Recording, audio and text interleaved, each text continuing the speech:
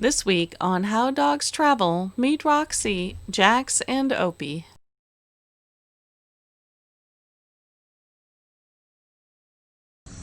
Hi, I'm Natalie. And I'm Lawrence, also known as the Brazen Brits.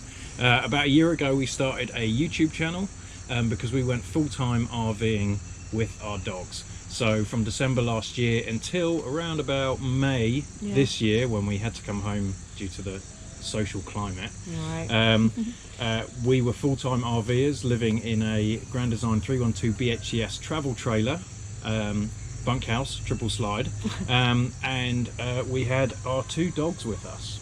Yes, and we would like to thank Modern Canine Vlog for inviting us to do a collaboration talking about how we found travelling with dogs and hints and tips and where we're going to go in the future. So a little bit about our dogs. We have Roxy. She is a Doberman and she is 14 years old. She is a black and tan dog. We have had her since a puppy.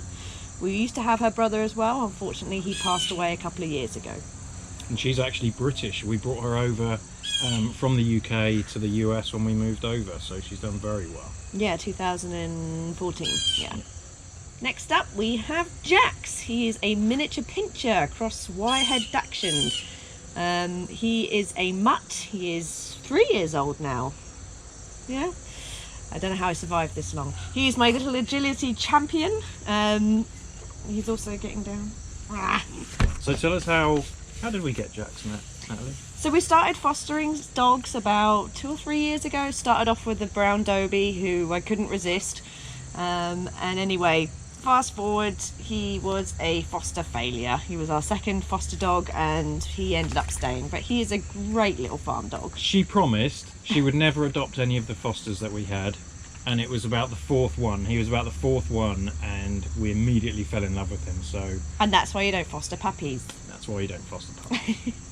But he's been great, so he's fine. He's still learning. He's only 3. He's kind of just matured now, but he's doing really well, and he loves RVing. Yes, loves looking at the squirrels. Loves looking out the window. He loves traveling. He loves new places. He loves the new smells. He loves the new people. Everything. So Roxy's a bit old, and she likes to just sleep most of the time. And our latest addition is Opie. He is a male Doberman. Yes, he's eating his dinner at the moment. He is a male Doberman. He is a year old now. And we also rescued him. I had been looking for another dog ever since Tyler passed away, and he fit the bill. He has been camping with us once, so that wasn't terrible, but could be better. He's crazy.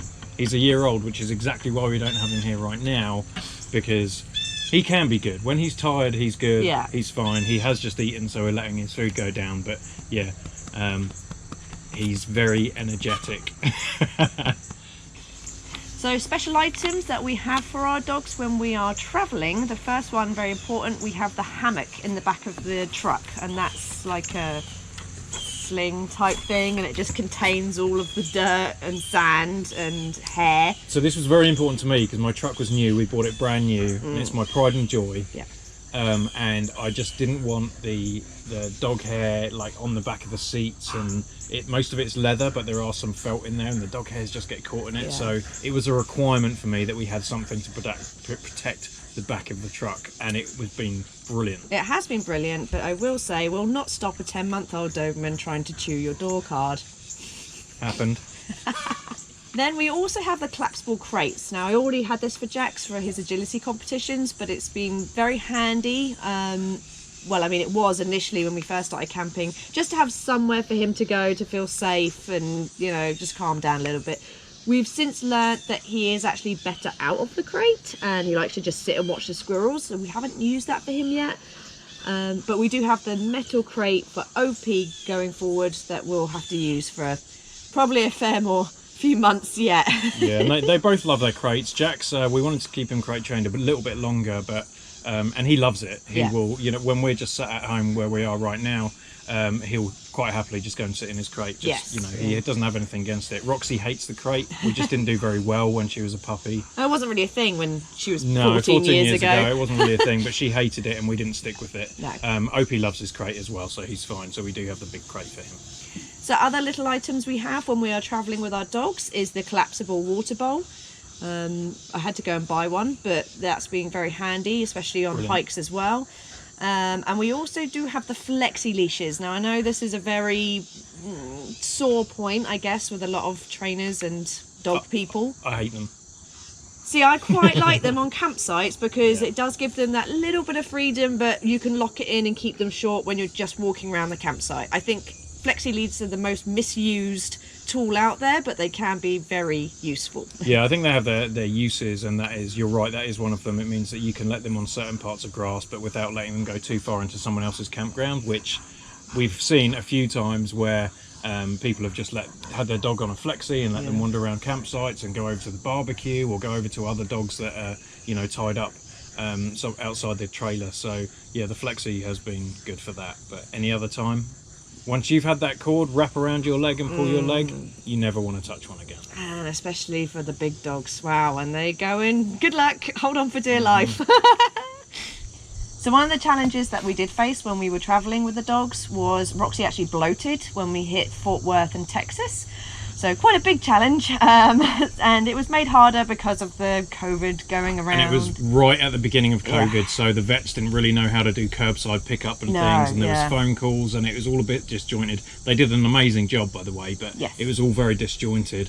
And then the RV specific things is, one, the steps that get into the RV. Yeah, there's only steps, so we had to carry her in and out every single time, so we found that quite difficult, as did we. Yeah, and the other issue was Roxy has incontinence. It's not too bad, or it wasn't too bad until she had bloat, but the bloat just seemed to irritate it, so we had a lot of accidents for at least the first week afterwards. And again, because it was during COVID, we don't have a washer dryer in our RV, and all the facilities were closed. Yeah. So we were constantly having to go, or I say we, Natalie constantly had to go to the laundromats, to laundromats and wash everything. So that was a real pain. The only benefit as well that we did have was that fence. You know, I really love having the fence when we're camping because it just means you didn't have to put her on a long line. She could have got tangled up and hurt herself even more.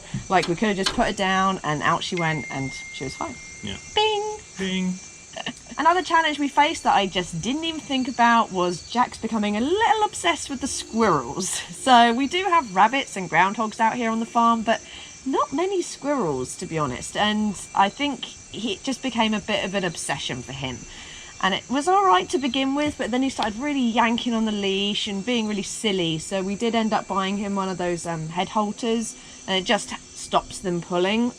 So it was an easy fix, I guess. Really, we should have dealt with it beforehand. And the other issue is that every campsite you go to, generally they have trees. Like, there was a couple on the beach that we stayed at, and we stayed at the Hollywood Casino in Bay St. Louis, which had did have trees, but not too many. But most campsites have lots of trees, which means lots of squirrels. And we should have put a stop to it as soon as Jack started obsessing. And I think we were just a bit late, and so it was no big deal. It was just frustrating sometimes. A bit annoying.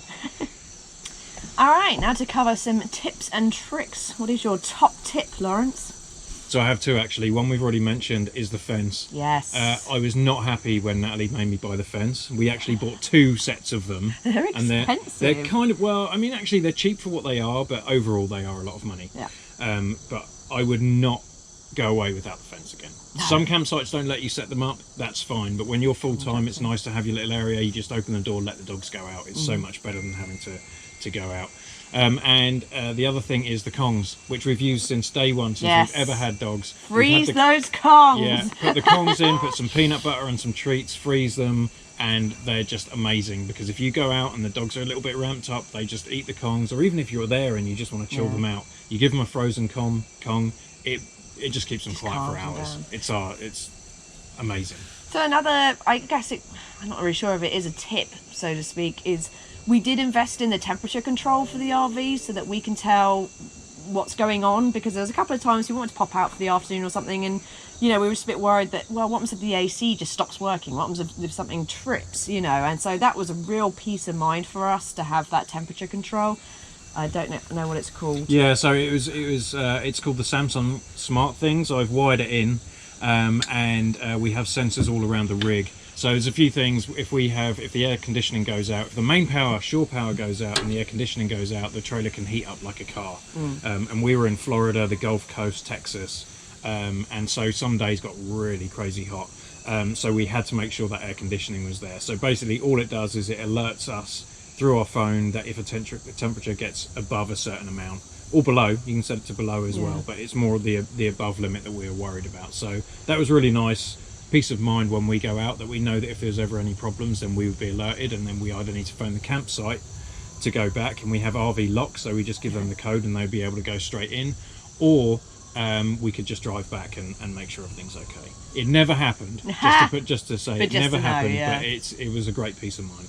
The other tip that I would say is that when you are hooking up or setting up, just leave the dogs in the car. We found it really stressful having the dogs out with us when we were trying to set up and doing your chooks and things. So when we're setting up, it was just a real pain. So yeah, we've learned just leave. Sometimes they get a bit squeaky and they want to get out because we've stopped and they're like, come on, we need to get out, but don't do it. It's just way better. Now, when we started, we got the dogs out. We would set the trailer up basic, open it up, get the dogs in and put them in the trailer, and then do everything else and level and everything. And it was so dumb. So we've just figured out that now we just reverse up, we back up. Dogs are used to it now as well. Yeah. Back up, we set everything up, we put the fence out, we go and have a sandwich. Even put a bowl of water out for them. Yeah, just get everything ready, so they just have to jump out the truck, and straight in the trailer, and they're home, and everything's set up, and it's much better for everyone. Yes. So as we said, we do have a YouTube channel. You can follow us all the way through our travels from December last year all the way up until May, where we were full-time on the road RVing. We were noobs. We'd been away once, so you can see we go from very, very newbie stuff very serious and proper. Yeah, all very not. serious newbie stuff to then we just chill out and we just have a laugh on the way back. So, so there's that. Since we have been home due to COVID, we have been on our farm, which we still own. So there's a whole bunch of farm stuff on there. We do some RV upgrades. You do some dog stuff. Yeah. At one point, we even make pancakes, British pancakes, which are different. So if you want to follow us along, it's youtube.com/Brazen Brits. We're also on all the social medias under Brazen Brits, where you can follow along too. And so what is next for us? Well, that is a good question. We have booked the RV Tampa show. We're very excited about that. We will be down in Tampa in January, so we hope to see you guys there. We do need to make some modifications to the trailer to accommodate our new donkey that we've adopted. Well, luckily, our next big thing was going to be now. Oh, yeah. But it got cancelled. Yes. So actually, we're going to spend that time doing some modifications to the trailer. We'll see how much time we have. Obviously, we have to be ready for December when we set off to go head down to Tampa. And then, honestly, we don't know. No. We're going to be at the Tampa show in January, so if you're there, we will see you there. And then the rest of it, we're just going to make it up and then probably head back here some point in 2021. You want me to say goodbye or anything? Yeah, I was waiting for you to do that. Okay. Well, you kind of said see you there in 2021. That was kind of like the finale. Bye. Cheerio.